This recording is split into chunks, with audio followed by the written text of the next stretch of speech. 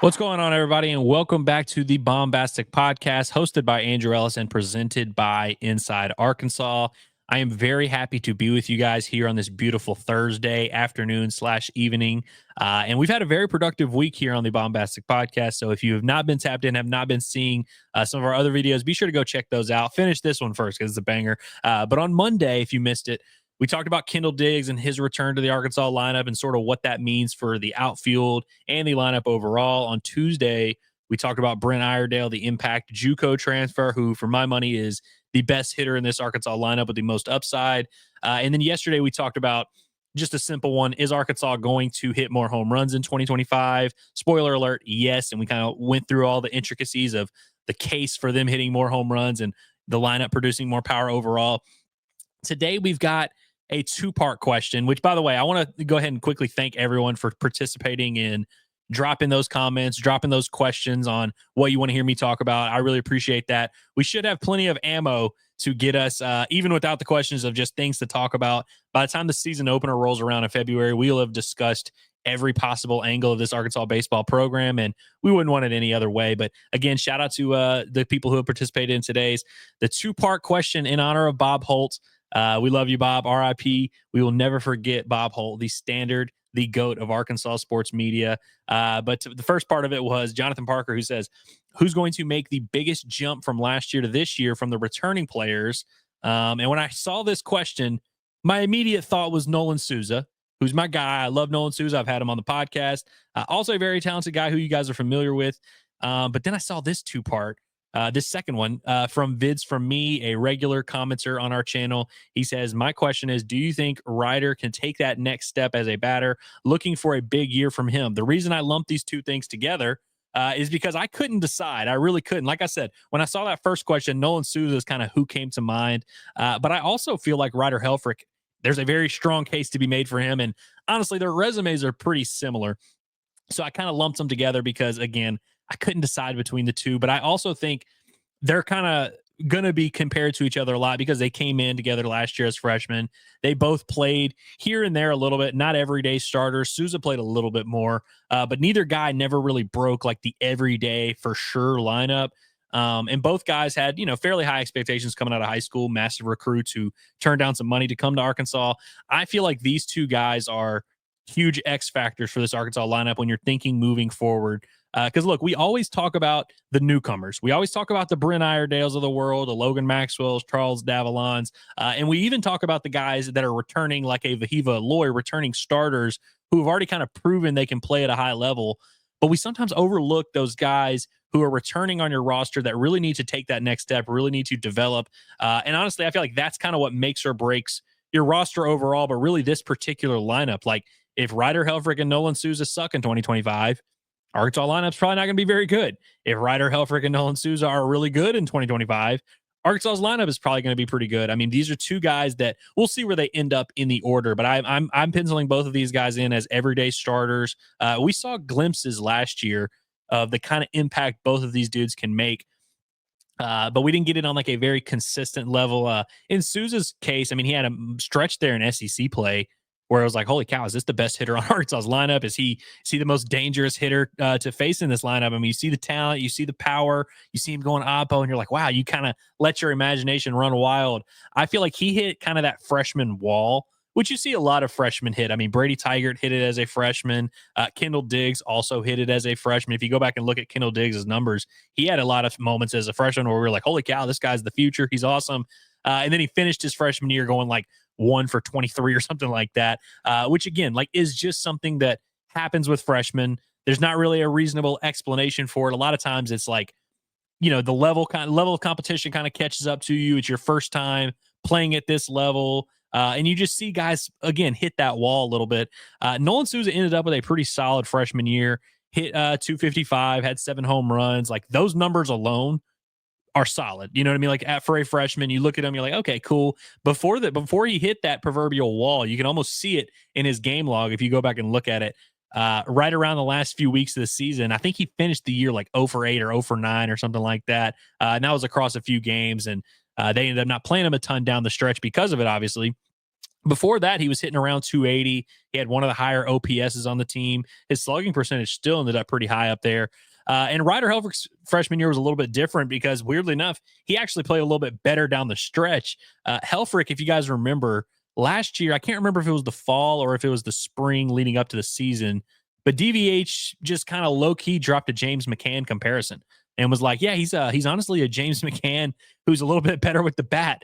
And look, when we were there at fall ball last year, Ryder Helfrick, as soon as he stepped on campus, I mean, he looked like an SEC catcher. He walked like an SEC catcher. He played like an SEC catcher. You saw the potential. You saw why he was such a highly regarded guy. And honestly, Arkansas had a pretty good catcher in Hudson White, but I thought that Ryder Helfrick, with the way he was playing in the offseason, especially in that fall, I was like, wow, he's really going to like force the issue here.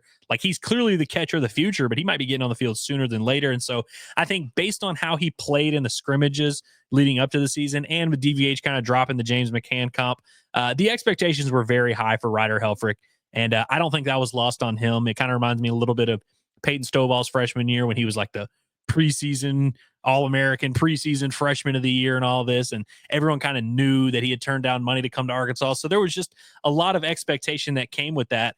And I mean, we're talking about 18, 19-year-old kids. So of course it wears on them a little bit. And Ryder Helfrick, I want to say his first swing, or maybe his first at bat, maybe it was his second at bat. I can't remember exactly, but one of his first games that he played, he homered. And it was like one of those things where, again, you're just kind of like, all right, this guy, college baseball's easy. This dude's just going to crush forever, and he's just going to step right in here and be Barry Bonds. And then it obviously didn't go as well for him. He went through a little bit of a lull, really to start the season. And so his playing time was a little bit up and down. And I will say that it's really tough to get a groove when you're not playing every day. And I feel like Souza and Helfrick both, this is the first time in their lives where they weren't playing every day. You just kind of have to figure out how to sink or swim here in this league. And again, they each had moments. Helfrick, I know, hit a huge home run against Florida earlier or later in the year that Arkansas ended up winning that game 2-1. You see the power, you see the upside for both of these guys. I mean, both these guys too were massive prospects going into their collegiate career. So like the tools are absolutely there. Like, I don't really even have to sell you guys too much. I mean, you just look at both of these dudes. They look like grown men. You can see the size and the strength. Both guys really good athletes, better athletes than you'd expect looking at them. I mean, you can tell they're big and strong, but both these guys move really well. Freaking Nolan Souza stole 13 bases this past fall, 13 of 14 on the base paths. We'll touch a little bit more on their stats and kind of the case for why I think both these guys are going to be really good. But, both these guys had your moments as freshmen. Again, I feel like that was a huge point of emphasis this offseason for them is you got to find out what you have there. Are those really everyday guys who are pillars of your program, or are they just, guys that are going to be inconsistent? I think Arkansas kind of went into this offseason needing to answer that question. And at least from my perspective, at least from where I'm sitting, both of these guys responded with a resounding yes. In Ryder Helfrick's case, he went on to the Cape Cod League.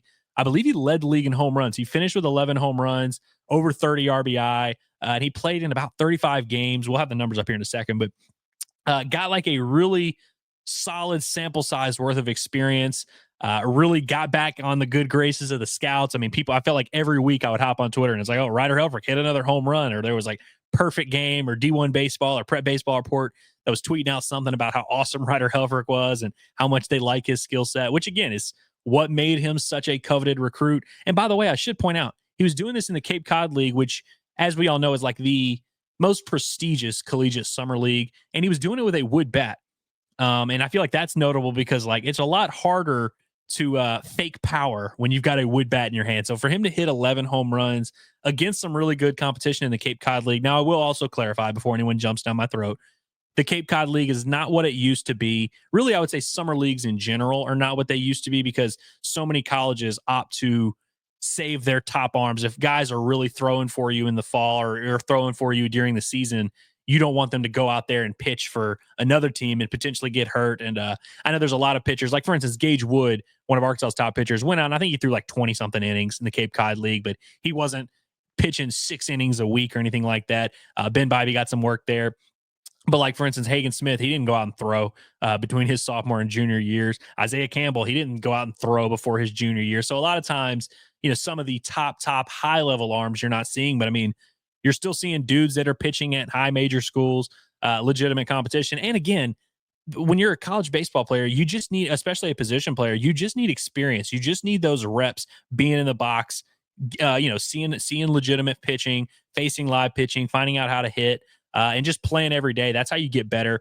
And so I thought Ryder Helfrich, this is a huge summer for him to go out there and kind of show what he's about, get some of that valuable experience. Because again, it's hard to get it when you're at Arkansas and you're playing behind Hudson White, who's a damn good catcher, and the Arkansas is trying to win in the SEC, so it's like they don't really have time to sit there and empty the bench and you want to develop guys, but your priority is winning. And so it was nice for both Helfrich and Souza. And Souza, by the way, went to the California Collegiate League, so not necessarily like prime time. He wasn't facing 98 every game, but there's been some really good players that have gone from Arkansas that have gone out to the California League and really developed. I think of Christian Franklin. He comes to mind. After his freshman year, he went out to the California League. He came back that fall and was like a completely different guy. And was that just from him going from 18 to 19 years old? Maybe. But again, in Souza's case, I think it was beneficial for him to go out to California, get some reps, and really show some progress. And for both of those guys, they took what they did over the summer and really built on it this fall. I'm going to pull up the numbers right quick here, and we'll just kind of touch on them real quick. So again, you look at Nolan Souza's freshman year, really, really solid splits. I mean, 255 batting average isn't going to blow anyone away, but he draws a good bit of walks. His on-base percentage, 366. That's a solid number.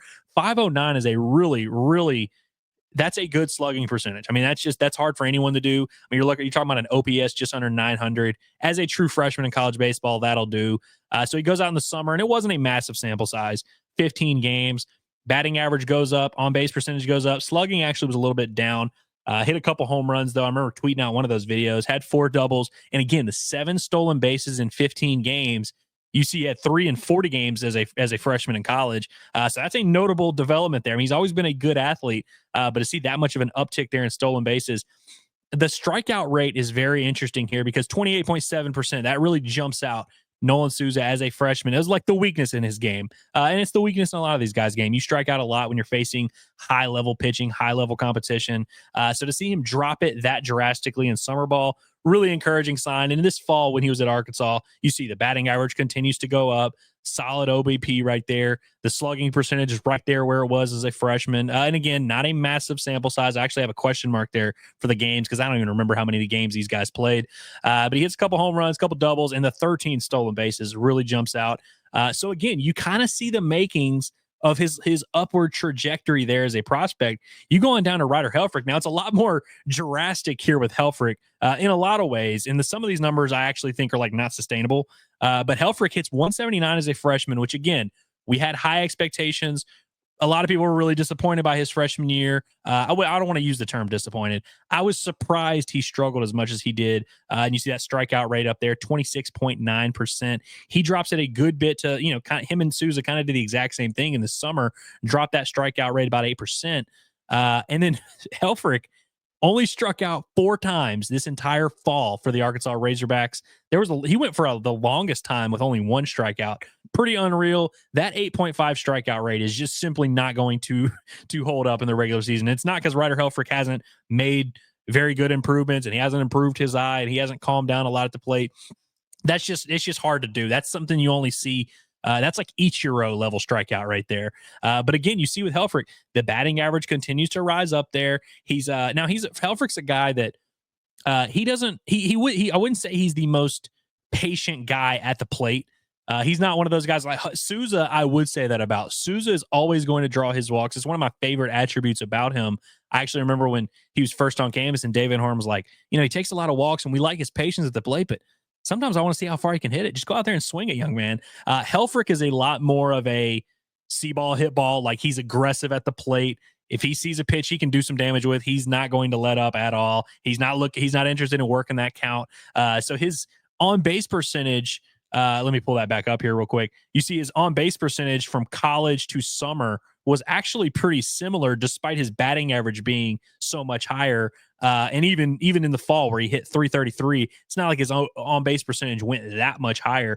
He's one of those guys that I wouldn't say he's always going to be drawing a ton of walks, but this 692 slugging percentage that he put up this fall. Now, again, it's fall ball. It's against your own team, pitchers you're familiar with a little bit. But if you're slugging damn near 700 against anybody, if you're doing that against high school pitching, you can swing the bat. And Ryder Helfrich had some home runs and man, he didn't get cheated on his home runs.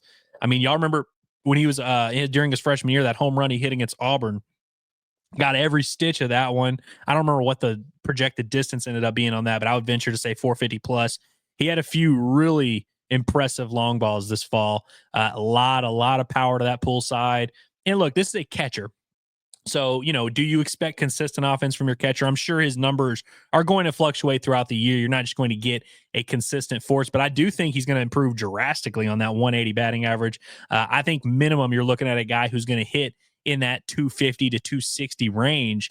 And also, when you're doing the kind of damage he's capable of doing, I think he's a surefire double-digit home run guy. I mean, he hit 11 this past summer, and that was in like 35 games.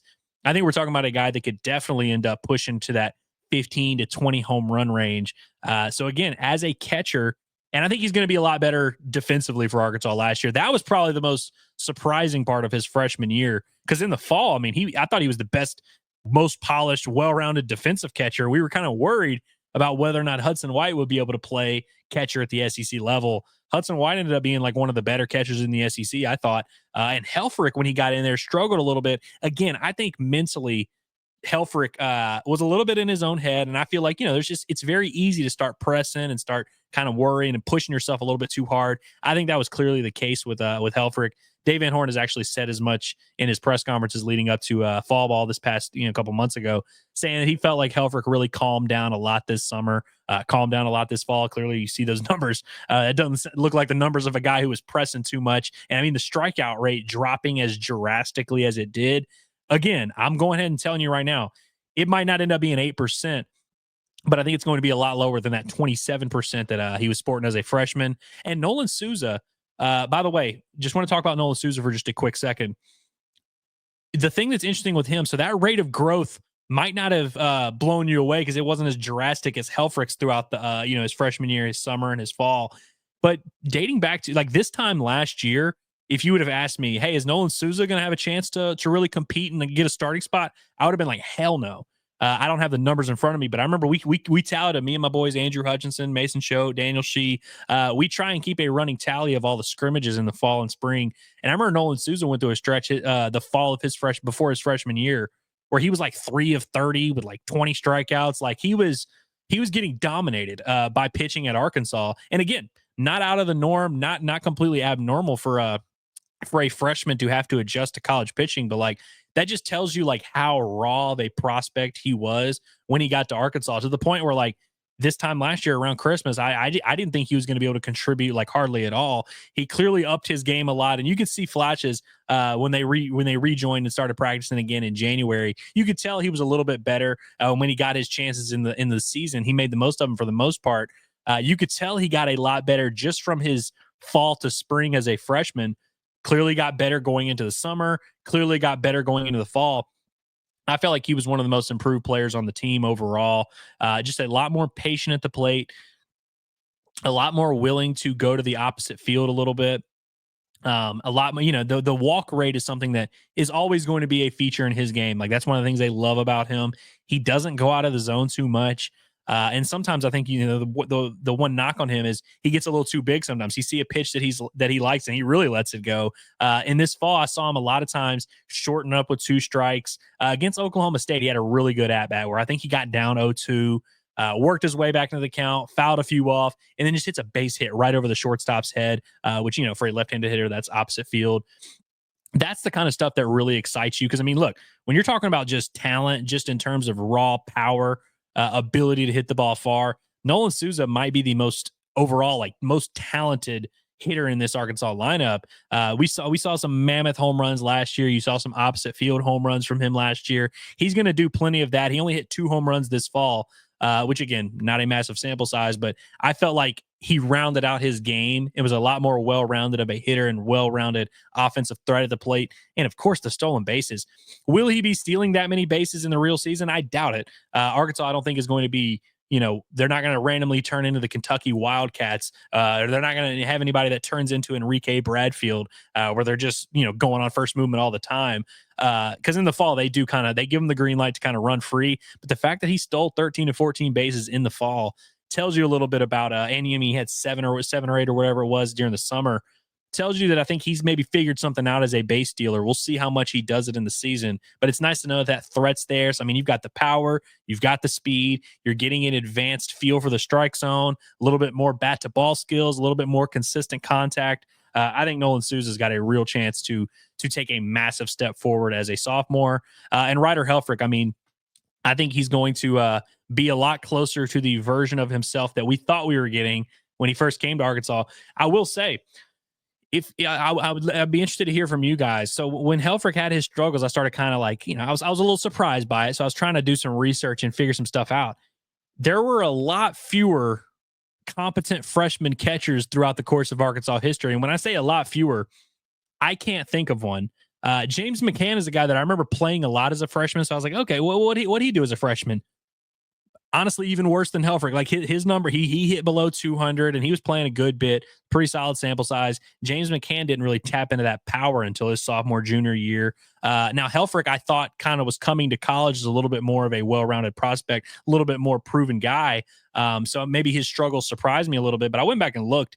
There's just not that many people that step right into college baseball and start at catcher in the SEC and thrive right away. You just don't really see it. And Arkansas has done a pretty good job over the years of having an older catcher on the roster and then a younger freshman to kind of groom them. I mean, I think back to when Grant Cook was a freshman. God, I got blanking on the dude's name that was the catcher when Grant Cook was a freshman. That's going to drive me nuts. But when Grant Cook was an older guy, they had Casey Opitz, who was a freshman. When Casey Opitz was an older guy, they had Dominic Temez, who ended up transferring out, of course. But they also had Dylan Leach there for a while. They go out and get Michael Turner from the portal. They still had Dylan Leach around. And then last year, of course, you had Hudson White, who is a nice older veteran catcher who got drafted, and you had a freshman Ryder Helfrick there to kind of learn the ropes. So Arkansas does a good job of not putting themselves in a position where they have to rely on a freshman catcher. And I think Ryder Helfrick, I mean, Dave Van Horn's spoken about this publicly a couple times. They expect him to be a lot better. He was a lot better this offseason, and I think he's going to do a good job carrying that into the regular season. Will both of these guys live up to their full potential? Who knows? I mean, I think they're still going to have some ups and downs, and honestly, you can kind of live with that. I mean, you're not expecting these guys to be finished products as true sophomores in college baseball, especially with the competition that Arkansas plays. But I think you guys are going to be pleased with the progress that both of these guys make. And I think this time next year, we're going to be talking about Helfrick and Souza as big-time prospects in the 2026 draft. I think you'll start to see some of that buzz starting to develop. And another thing I would just like to touch on real quick was Souza. So he's a guy who didn't play the field much at all last year as a freshman. He DH'd a lot when he was playing. I think he got a couple starts here and there at second base during like midweek games and stuff like that. He was a guy that defensively, there were a lot of questions about where he was going to end up, especially when Arkansas brought in Cam Kozel from Vanderbilt. You kind of thought, okay, so is he going to play second, or is Souza going to move to first? Is Souza going to play to third? There was even talk about moving Souza to the outfield. I know that that's something they thought about exploring. If this fall is any indication, Nolan Souza is a middle infielder. He's actually a lot better defensively than I honestly thought. And again, we didn't see much of him last year, so there wasn't a ton to evaluate. But when he wasn't playing second base this fall, he was playing shortstop, and he was doing a pretty good job of doing it. He's got a really good arm. He's a really athletic kid. I mean, he's a big kid, but he's athletic. I mean, the stolen bases speak for themselves. I felt like he kind of solidified himself this fall as the starting second baseman. And I went into this offseason thinking there was potential for him to end up moving to first base. I think it's actually more in play that he starts at shortstop next year than it is that he plays first base this year. That's kind of how impressed I was with him as a defender. But again, for this year alone, I think Nolan Souza is definitely your second baseman. It's not the easiest position in the world to play, but in terms of infield, like I feel like he'll be able to handle that. I think he could play third if something weird happened to Iredale, but I think you kind of know who you got over there. But I feel pretty good about Nolan Souza at second base. Helfrick did a really good job of controlling the run game in the fall.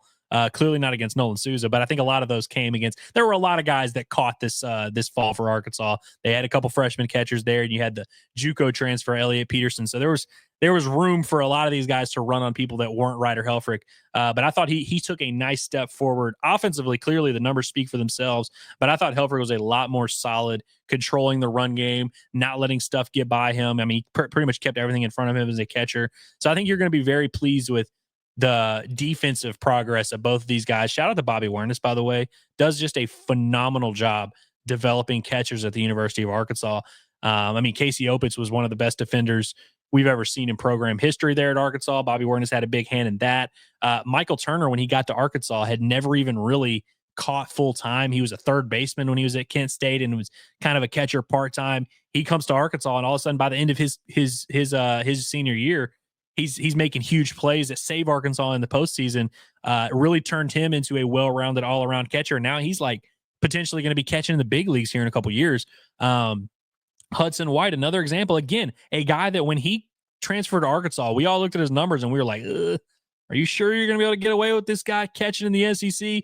He took massive strides behind the plate as a defender. So expect that 100% to work out for Ryder Helfrick, who's a better athlete and a more well-rounded prospect and kind of viewed highly as a potential next-level catcher. Like, he's got more pedigree than any of those guys I just listed. So don't be surprised at all if he turns into one of the best catchers in the SEC by the end of it, maybe in his junior year. But I think he's going to take a nice step forward in that regard. And before I get out of here, because again, I know I've rambled a little bit. I'm approaching the 30-minute mark here. Before I get out of here, I want to touch on one more guy that I think might actually make a case to being the most improved player on the team and one of those guys who takes the quote unquote biggest jump. And it's Gage Wood. Believe it or not, man, like, this dude has really taken that next step this offseason, in my opinion. Looks like a completely different guy. And look, the stuff, we've already known this stuff's good. I mean, this is a guy that closed games in the SEC as a true freshman for Arkansas. And so I think that says a lot about kind of the way they view him and how good they think his upside can be. And he had some really promising moments there as a freshman. He also, by the way, hit that freshman wall a little bit where, you know, just down the stretch, it was a lot more of a struggle for him. You're not used to throwing that much. You're not used to playing that long of a season. It happens, but I thought he took a nice little step forward as a sophomore, got some starts there at the end of the year, which I thought was nice for him. We'll see what his role ends up being, if it ends up being as a starter, if it ends up being as a closer, or just a do everything, put out the fire guy out of the bullpen, maybe a long relief kind of role for him. I've said this 1,000 times now, but I think the Evan Ashenbank role is probably what they end up doing with Gage Wood, or at least that's what I think they should do.